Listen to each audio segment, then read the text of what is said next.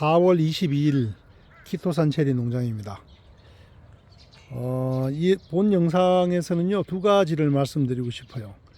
순집기와 그리고 이제 낙화기에 곰팡이 병 방제, 이 두 가지입니다. 이제 순집기 시즌이죠. 순집기에 대해서는 참 이견이 많습니다. 그렇지만은 반드시 해야 되는 경우가 있고 또 경우에 따라서 달라져야 되는 경우가 있겠죠. 일단은 이 안쪽으로 향하는 결과지들, 그러니까 이 수관, KGB 수용입니다. 5년차 버건디 펄인데요. 이 수관 안쪽으로 향하는 결과지들은 좀 짧게 끊어줘야 되겠죠. 저 같은 경우는 손가락 한 2마디에서 3마디. 요게 이제 길어지게 되면 나중에 공기가 안 통하고 햇빛이 잘 들지 않으면 충과 균이 아무래도 번성하겠죠. 여기에 대해서는 아마 이의가 없으실 거예요. 수관 내부로 향하는 순들은 짧게 관리하셔야 된다는 거.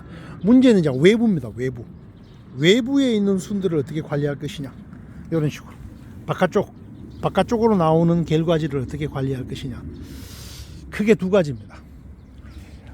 만약 이 바깥쪽으로 향하는 결과지들도 손가락 2마디에서 3마디를 잘랐을 경우에 어떤 의견들이 들어있었냐면요, 이게 2차 성장을 하지 않고 결과지의 길이가 그대로 2마디에서 3마디로 멈춰져 있어서 이 자칫 이게 마지막 남은 잎눈이 감염이 된다든지 아니면은 또 잎눈이 없어서 한 해만 결실되고 난 뒤에 결과지가 사라지는 경우가 종종 있더라라는 의견들이 많았어요. 그래서 이런 경우에 제가 좀 약간 달리해서 설명을 드리고자 합니다.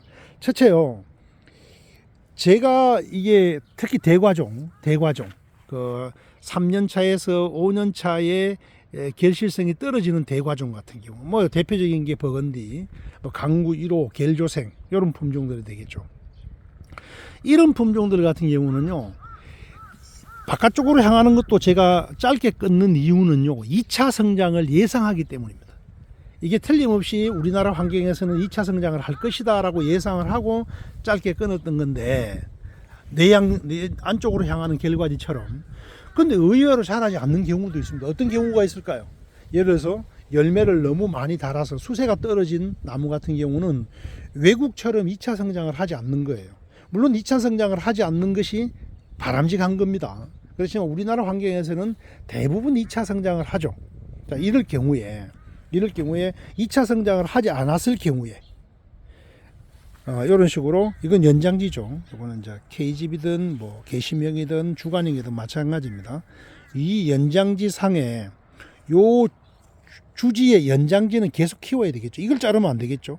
대신 두 번째, 세 번째, 이런 식으로 연장지 두 번째, 세 번째, 뭐 네 번째도 될 수 있겠고, 얘들이 강하게 이 연장지에 대항을 하는, 세력적으로 대항하는 대항지들이거든요. 그래서 수세를 죽여 놓을 필요가 있죠.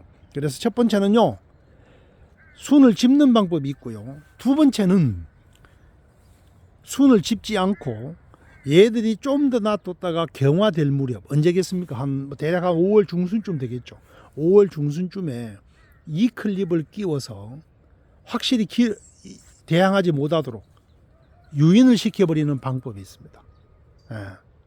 그 이제 저 같은 경우는 이제 순을 집어서 2차 성장을 하면 쭉, 이제 이 버건디 같은 경우는 장과지 약 30cm 정도의 과지로 키우는 게, 그래서 대부분 이렇게 키웠잖아요. 이렇게 키웠잖아요. 근데 문제는 이제 2차 성장을 하지 않았을 경우를 이제 대비해 가지고, 그거는 이제 각자 판단하셔야 돼요.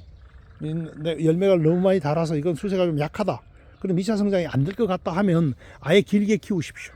대신 어떻게? 이 클립을 채우라는 거죠. 그래서 언제 그거는 자르면 되겠습니까? 내년 봄 전정 때 너무 많이 자랐을 경우는 압축을 해주시고, 이렇게 하시면 되겠죠.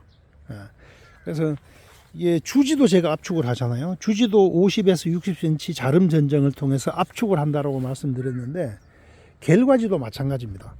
이 왜 이제 자꾸 제가 이 순짓기에 대해서 말씀을 드리냐면 이런 경우죠. 순짓기는 일종의 압축이라 그랬죠. 주지 압축하듯이. 보세요. 작년에는 요 부위만 열매가 맺었죠. 요 부위 한번 손가락 한 마디밖에 안 되네요. 요 부위에 열매가 맺어서 결실 공백 구간이 이것밖에 안 되잖아요. 근데 올해 보십시오. 순을 작년에 안 집었더니 여기 보십시오. 요까지 결실 공백이 생기는 거예요. 이게 순짓기를 하고 안 하고의 차이점이거든요. 물론 이제 순짓기를 했다가 뭐 이런 부작용이 생길 수도 있죠. 바로 밑에 바로 부작용의 예가 있네요. 이런 부작용이 나타날 수도 있지만 또 이런 부작용을 막기 위해서 순짓기를 하는 거거든요. 여튼 그 대과종일 때, 그리고 이제 열매가 잘 열리는 품종들, 예, 뭐 유색 품종, 우리가 말하는 동양계 유색 품종, 또 뭐 라핀, 스키나, 코랄 샴페인, 뭐 잘 열리는 품종들은요, 그냥 바깥쪽으로 향하는 결과지도 무조건 2마디에서 3마디로 짧게 끊으십시오. 상관없습니다. 왜냐하면 너무 많이 열려서 상품성이 떨어지는 게 오히려 더 염려가 되기 때문에 그렇게 하죠. 정리가 됐습니까? 네, 안쪽으로 향하는 결과지는 어떻게? 짧게. 그리고 바깥쪽으로 향하는 경우는 짧게 끊고 2차 성장을 기다리는 방법이 있고, 수세가 약해서 2차 성장이 안 될 것 같다 하면 어떻게? 길게 키우되 이 클립을 끼워서 절대 요 주지 연장지에 대항하지 못하도록, 약간 갱화되고 난 뒤에 이 클립을 끼워야 되겠죠. 이런 방법. 하여튼 좀 제 설명이 미흡해서 이해가 안 되는 부분은요, 댓글을 주십시오. 그리고 이제 방제입니다. 방제. 이제 낙화기에 접어들면 만개기 때도 방제하신 분들이 계실 테고, 또 지금도 마찬가지죠. 지금 이 상태라 하더라도 살충제를 치기는 이 품종에 따라서 지금 보십시오. 한참 만개기인 품종들도 있거든요. 그래서 살충제를 치는 것은 매우 위험합니다. 그래서 아직까지는 살충제를 자제해 주시고, 이제 살균제 같은 경우, 저는 이제 풍성기 때 그 곰팡이 병을 예방하기 위해서 유가균핵병, 스케보로드에 걸쳤습니다. 그러니까 이번에는 뭘 치냐면은 프루겐, 또 스포르곤, 또 뭐 에이플도 좋겠죠. 또 델란도 괜찮겠네요. 진균과 세균에 다 효과가 좋은 델란도 괜찮겠는데, 델란은 과가 이렇게 많이 크고 좀 크고 난 뒤에 치면 얼룩이 남기 때문에 조금 그거는 조심하셔야 되고, 또 하나는 이제 그 세균제와 함께 미생물 제제를 주게 되었을 경우에는 미생물이 이 세균 제제에 의해서 다 이렇게 사멸할 수도 있겠죠. 이런 부분은 조심하십시오.